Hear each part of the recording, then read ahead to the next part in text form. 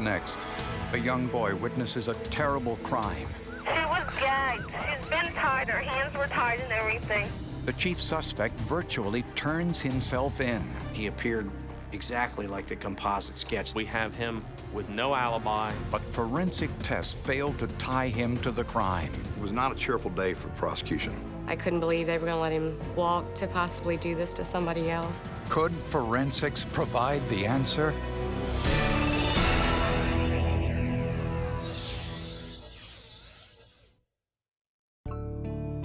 The Laurel Village Mobile Home Park in Delaware was home to 32-year-old Kay Robinson, a single mother living with her 11-year-old son. Laurel is a farming town, and a regular working-class person lives there. One night, around 2 in the morning, Kay was awakened by someone banging on her front door. She went to the door, look out the window, and see this stranger out there. They said they want to use the telephone. Said their name was Jack Wilson, and they needed a ride. Could they use the telephone? Kay refused to let Wilson inside. You can't come inside. I think you should leave. You need to go.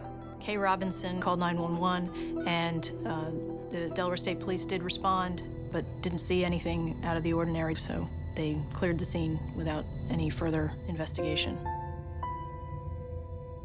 Thinking everything was all right, Kay went back to bed. A half hour later, she was awakened again by a noise in her kitchen. That's when she saw the same man she had seen on her porch in her kitchen, holding a butcher knife.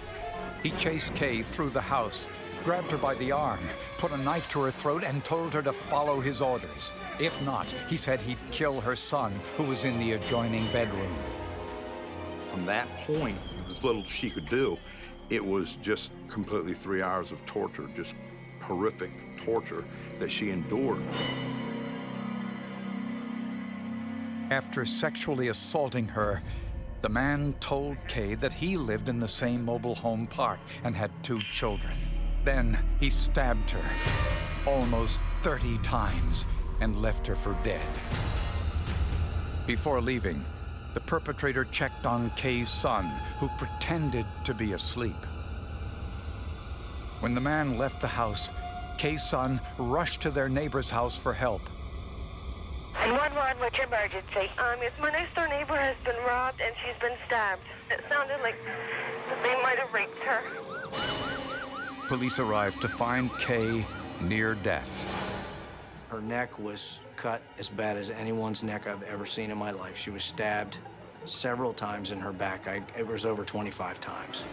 And her neck was cut basically from side to side. As Kay was rushed to the hospital, paramedics noticed that her attacker had drawn a smiley face on her back in her own blood. The smiley face is one of those chilling details of a crime scene that seems to serve no purpose other than to sort of mock or demean the victim of that attack. You have to know that this person's very sick, very violent, and possibly a serial killer. Miraculously, despite being stabbed 28 times, Kay survived. When I woke up, I didn't want to be there. I was furious that I was on life support. My throat was cut in 10 to 15 different places. I basically felt like he was trying to decapitate me.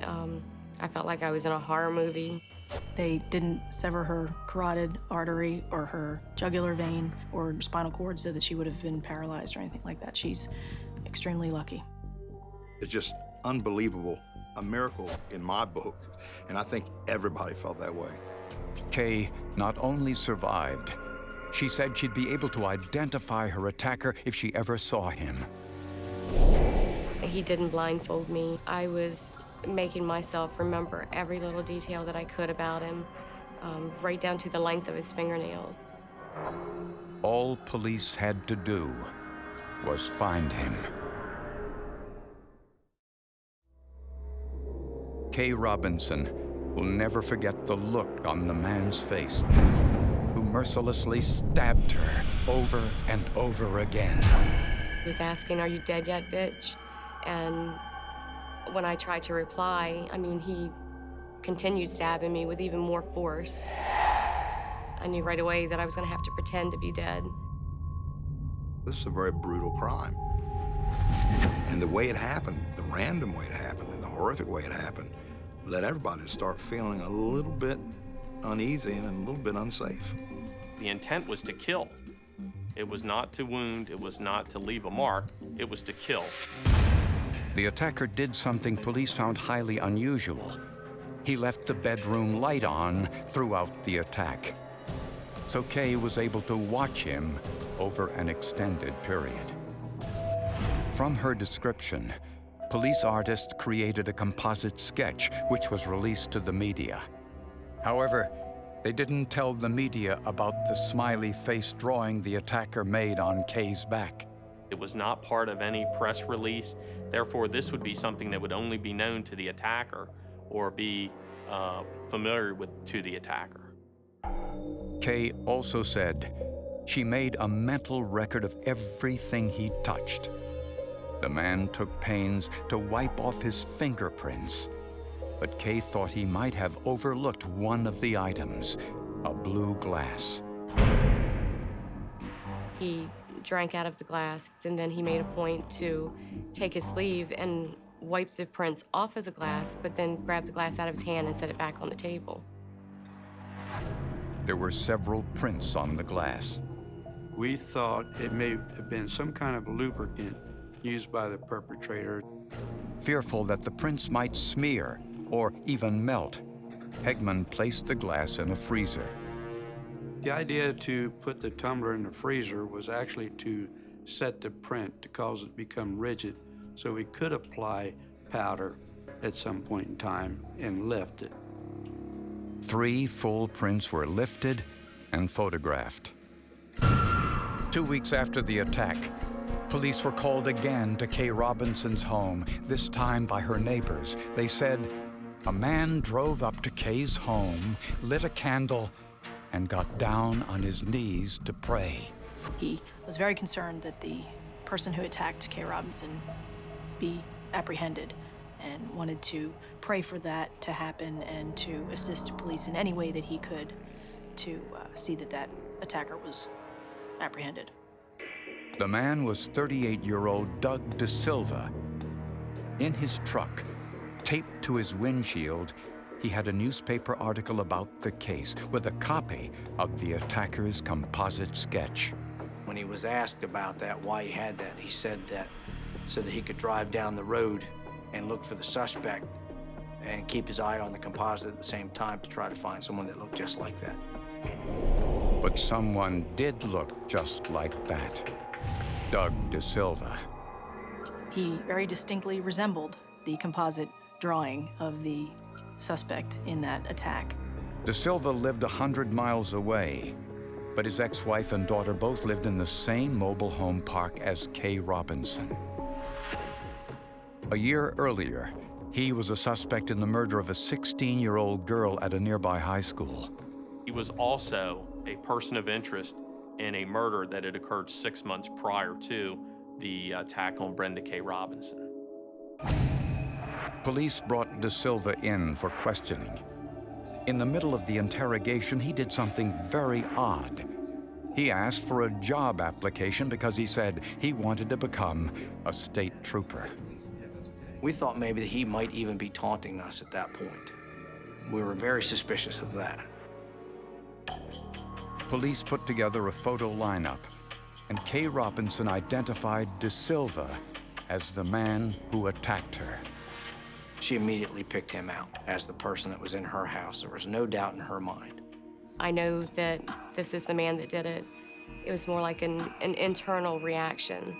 So with the physical appearance and that, I was very confident that that was the person that attacked me. And Kay's son also identified De Silva. The man actually came into his room and he was able to see him, but he pretended to be asleep. So he was able to also get a good enough look at the person that he was able to also identify him in a photo lineup. When De Silva completed his job application to become a policeman, he turned it in. That's when investigators noticed the most bizarre thing they'd ever encountered.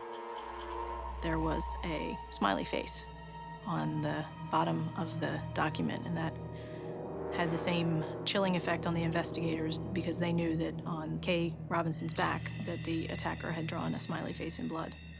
Since this detail hadn't been released to the press, investigators were certain they had their man. Doug De Silva never did deny that he was involved in the Kay Robinson case. He made several statements that he was sorry for what happened to her, wanted to apologize for what happened. But investigators and Kay Robinson were in for a big surprise. Just 2 weeks after Kay Robinson's vicious attack, she identified Doug De Silva as her assailant. From the photo lineup, I was very certain. I wanted to hear him say something to be sure that that was him. When I heard him speak, I thought that that was the person that was in my home. De Silva had no alibi for the night of the crime. I've never been so sure in my life as a detective that Doug De Silva was the right person. De Silva was arrested and charged with the attempted murder of Kay Robinson. He said to tell her I'm sorry. I didn't mean to do it. I remember going there, but I don't remember stabbing her. To me, that's a confession. But then came the bad news. De Silva's fingerprints did not match the prints taken from the blue plastic glass in Kay's home. The fact that we didn't get any fingerprints that matched Doug De Silva's from the scene never led us to believe that he wasn't the suspect, because a lot of times we don't find any fingerprints. And perhaps the worst piece of news was that De Silva's DNA profile did not match the evidence collected from Kay Robinson's rape kit. DNA evidence has conclusively ruled out Doug De Silva as being involved in this crime. It was, almost like being struck in the head by a 2x4. We were extremely shocked. It was like someone had punched you in the stomach. This was devastating. The investigators, the prosecutors in the case were just flabbergasted, did not know what to do. In fact, they ran the DNA test twice just to make sure. Again, the DNA didn't match. And at that point, you can't go forward with the prosecution of Douglas De Silva. Even though the DNA report said that this wasn't the person that broke into my home, I was still convinced that it was. I couldn't believe they were gonna let him walk to possibly do this to somebody else. So Kay decided to take matters into her own hands. I bought a gun. I found out where he lived. I went to his house. I sat outside of his home. I wanted to go to the door and knock on the door and just ask him if he remembered me. And I just wanted to take care of it myself. But Kay thought better of it. The primary reason was my son. I wanted to raise my son. I didn't want to be in jail. But if De Silva wasn't the perpetrator, a violent sexual sadist was walking the streets, and police had no new suspects. I will never be able to understand why a man who was innocent of a crime allowed himself to get so close to the crime and allowed himself to become so suspect. You go back through your investigation because then you start to doubt yourself a little bit. Did I miss something? Did I overlook something? Years passed with no solid leads. The longer we worked, the colder the case got. Then, 9 years later, Detective Rob Hudson got a call from detectives 30 miles away in neighboring Maryland. They had a case that was very similar to the 1995 case with Kay Robinson. The Maryland victim was a single mother living in a mobile home. Said she saw a man in her bedroom, and she thought she was dreaming. She saw a knife and a rolling pin in his hand, and he told her he was not going to hurt her if she gave him what he wanted. The man tied her up, sexually assaulted her, and carried on a lengthy conversation. When she pleaded for her son's life, the man's demeanor changed. He begged her for forgiveness, and then he gave her some directions to not get up until a certain time and take a shower, and then she was allowed to go to work, but not to call the police. The man's point of entry, a broken window at the front of the house. It appeared that he picked the window up after he busted it and set it leaning against the trailer at the base of it. 43-year-old Mark Eskridge was tied to that crime through his fingerprints. The known standards of one Mark Eskridge were identified to the latent prints that were recovered from the glass from the point of entry from the crime scene. The Kay Robinson case is similar in many ways. Single mothers in a trailer park with a son, early morning hours, lots of conversation. A knife was used in both. And Eskridge looked similar to the composite drawing of Kay Robinson's attacker 9 years earlier. He matched the height, the weight. He had the facial configuration that she had described with the scruffy beard. Unfortunately, Eskridge's fingerprints did not match the prints on the drinking glass found in Kay Robinson's home. And Kay Robinson said Eskridge wasn't her attacker. I did tell the detectives that this was not the person. Would this be yet another dead end? Mark Eskridge was the prime suspect in the rape and attempted murder of Kay Robinson after he committed a similar crime in Maryland. A background check revealed that Eskridge, who was married and had a small child, lived in the same mobile home park as Kay Robinson when the attack occurred. He lived, in fact, just a few streets away from Kay Robinson. He may have had the opportunity to observe her and know that she resided in that house with her son. Investigators were sure that Eskridge was their man. But there was only one problem. Kay Robinson was unable to identify Mark Eskridge as her attacker. That was not the man that broke into my home. But it had been 9 years since her attack. Memories change, and so did Eskridge's appearance.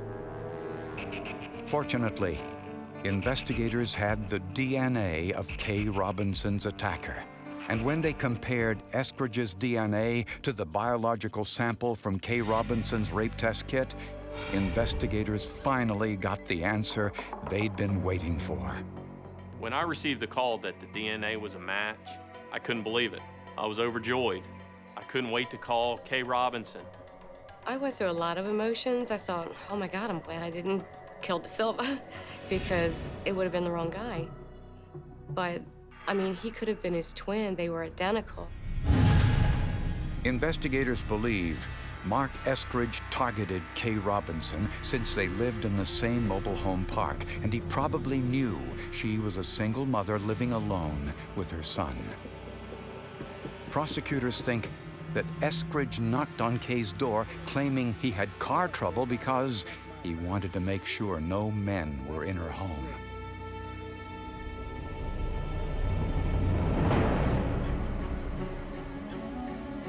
Later that night, he broke in and attacked.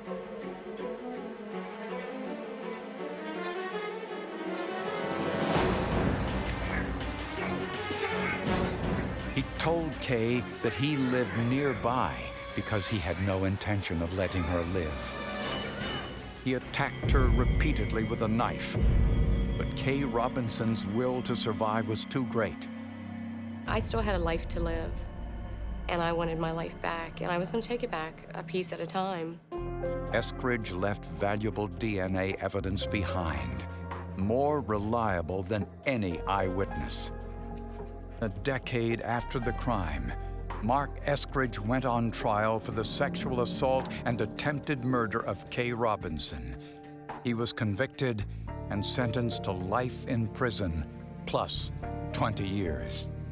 He was a sick individual. I don't believe that you can stab somebody that many times, taunt them, and then spend that much time with them and not have something really, really wrong with you. Would he be considered a serial rapist, or is he a serial sex predator? I mean, he's a serial something. Authorities cite the case as a reason to be skeptical of eyewitness identifications, especially when the witness is under extreme duress. You have an eyewitness identification, which is as certain can be. But you have science and DNA evidence telling you otherwise. Doug De Silva's bizarre behavior and his equally bizarre resemblance to the actual attacker almost landed him in jail. Doug De Silva's whereabouts are unknown, even to his ex-wife. It's still very, very strange and very puzzling as to why Doug De Silva had ever gotten involved in the case, why he introduced himself into the case. You always know somebody's gonna get caught, or you're gonna catch them. It's just you don't know when sometimes. So I just say, you know, hats off to DNA. This is a great tool. And I tell you, in this case, to be able to free one man and convict another, I think that says a lot for justice.